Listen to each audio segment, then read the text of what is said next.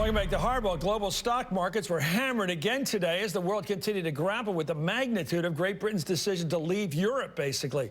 Earlier today, Boris Johnson, the former mayor of London and leading contender to replace David Cameron as prime minister over there, wrote an op-ed where he celebrated Britain's new independence. He wrote, "I can tell you that the #1 issue was control, a sense that British democracy was being undermined by the EU system, and that we should restore to the people that vital power to kick out their rulers at elections and to choose new ones."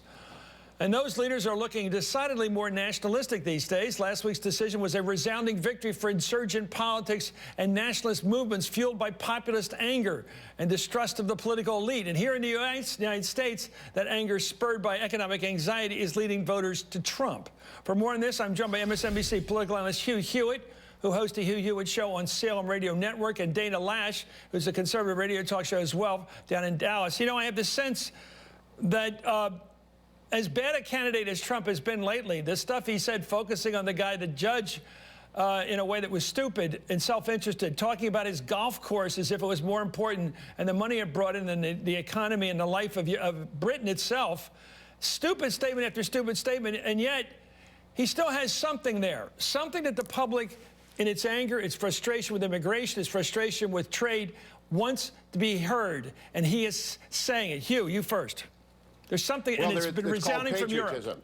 Yeah, go ahead, it's called patriotism. And I think what happened in Britain, I had John Fisher Burns, perhaps the greatest living foreign correspondent on the radio this morning from the New York Times, and he said there beats in every English heart that Shakespearean summoning of the sceptred isle and the shimmering sea. What Donald Trump is talking about by making America great again is not just Reagan, but a lot more than that resonates. And you've been talking about them all night, about Pennsylvania, Michigan, and Ohio voters.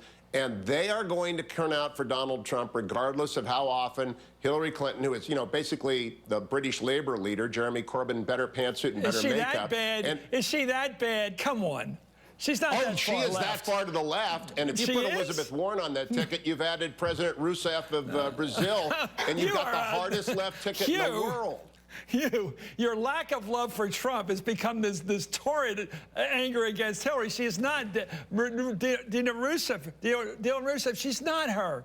She was never mind. That's Elizabeth Warren. I think Hillary is Jeremy Corbyn. But back to Trump.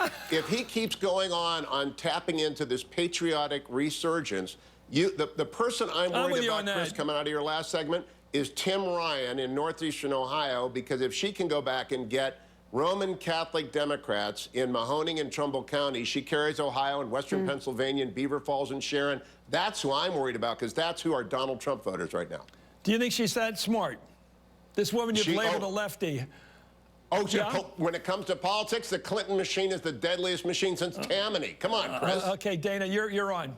Yeah, Dana, well, Chris, I wrote a book about this. Go ahead. I wrote a book about this called Flyover Nation, and it explains this, because the reason that we're in this position, the reason that we have Donald Trump as our candidate, the presumptive nominee, I mean, I know we got to go and solidify that with the convention, but people just kind of want to see the system burn. And I think it is ironic that it's a guy from New York that Flyover Nation picks to do that, but he's been the only person so far that has just going to be this mallet that people can wield to smash the system in D.C.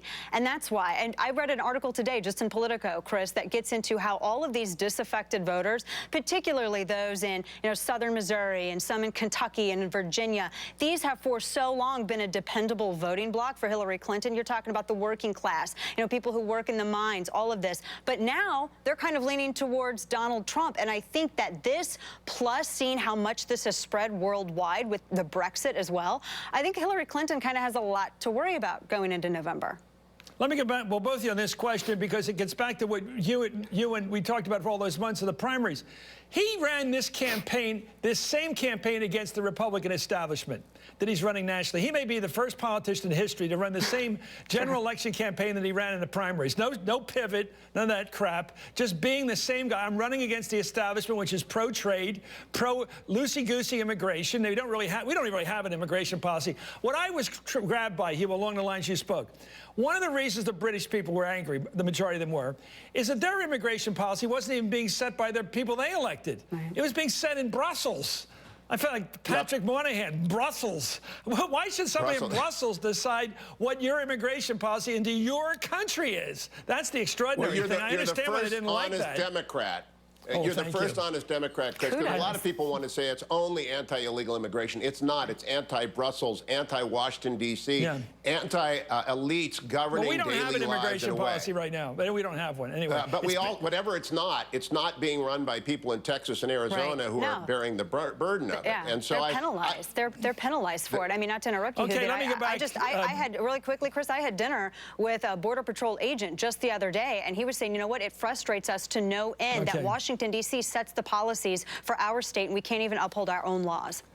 I think that's interesting, and it's one of the reasons why in the Southwest there's a big diversion between the Hispanic population, the Latinos, and the people that are angry about illegal immigration. We're not just all kinds of people. Anyway, this question I have for you is putting Elizabeth Warren out there as a stalking horse, which I think she is, Dana.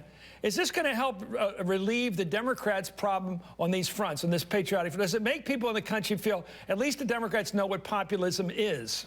Or doesn't it? I think in a way it does. I mean, just floating her out there as bait, for the lack of a better way to put it. But you got to get. What's the bait and switch though? Is that going to go over well? I don't know. I don't know if that will. I mean, for right now, she's sort of satiating all of the people who were disaffected from Hillary and they were going towards Bernie. But now, if it looks like they're having a Golden Girls moment with Hillary Clinton and Elizabeth Warren out there, and she's the more populist one of the Golden Girls. But I don't think they're in that age group. Anyway, they're not in that age group. First of all. But this is, I have to give it to Dana. Good luck on your book, Flyover Country. But just looking at it, and it's an interesting idea. It's about time somebody wrote it. And I want to say this, that the question Hillary Clinton has to answer is, does she really get it? And do you think she gets it, Hugh? She doesn't want to answer it. What you're talking about. No, she doesn't get it. She does not get it. And here's the question I think we ought to be watching for more parallels. I think she doesn't want to get it. Yeah, go ahead. There's going to be a leadership election in the Conservative Party. If Theresa May, the Home Secretary, or Liam Fox, the former Defense Secretary, emerges as the leader, that's not good for Trump. But if Boris Johnson emerges as the leader, that means that which powered Brexit is gaining strength. And if he doesn't get it, that means that Hillary Clinton, if Theresa May emerges, the serious woman, the Home Secretary, the person with experience in foreign affairs, that's a very good omen for Hillary Clinton. Watch that space. A lot of crazy things happening. Ireland may be reunited. Scotland may go independent. And we may get Boris Johnson at Westminster. Thank you so much, Hugh Hewitt and Dana Loesch. Thanks for joining us both.